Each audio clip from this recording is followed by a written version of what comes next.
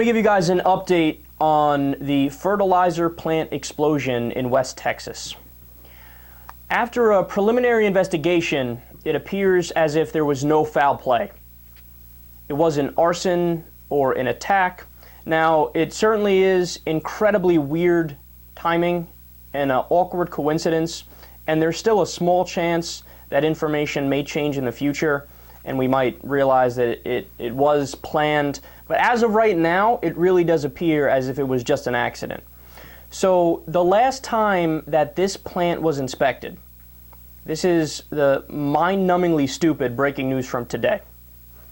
The last time this plant was inspected was 1985. 1985.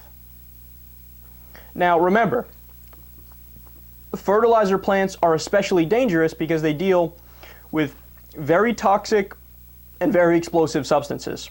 But nonetheless, the last time it was inspected was 1985.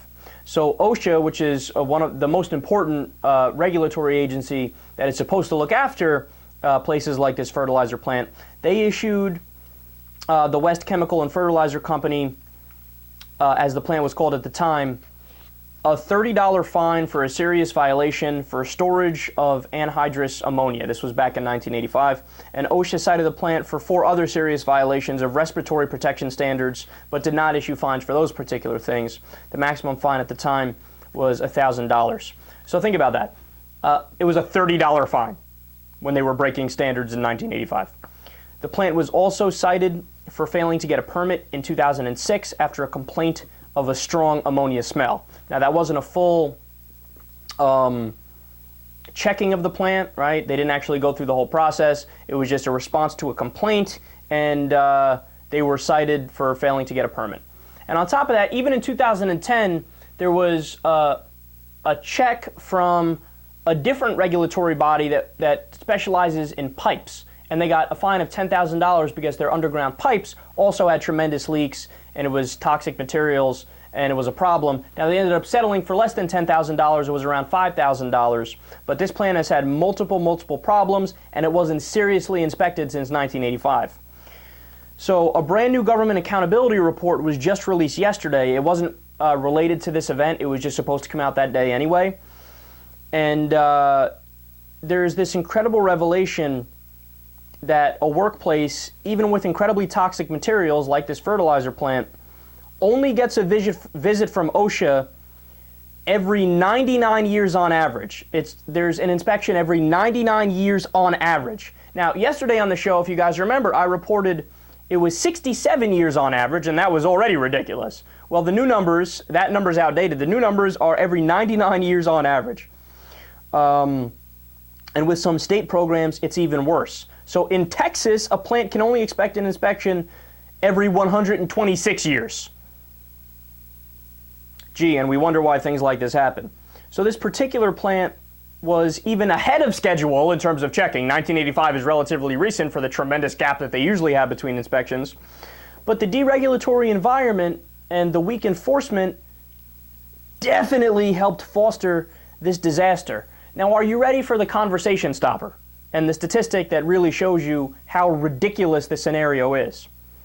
The lack of OSHA inspections contributes in the United States with over 4,500 deaths, and that was for the year 2010 alone.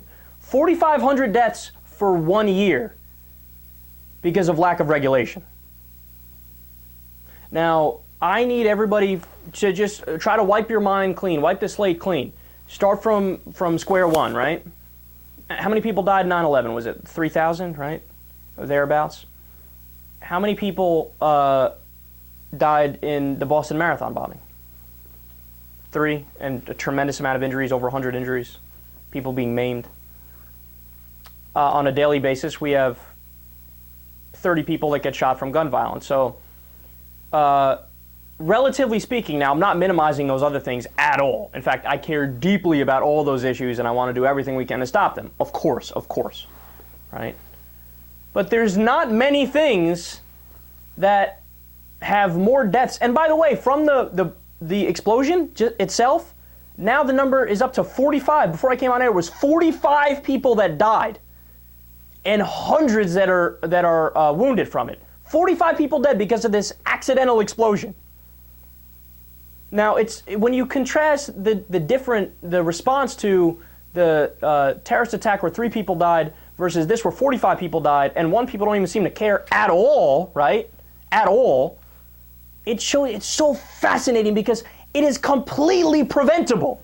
If we did effective regulation and if we made sure that they were up to par with their safety standards, we wouldn't have the 4,500 people that die in 2010 alone. It is inconceivable that if you did the right thing and checked and the government did its job and we weren't part of this deregulatory nonsense environment, right?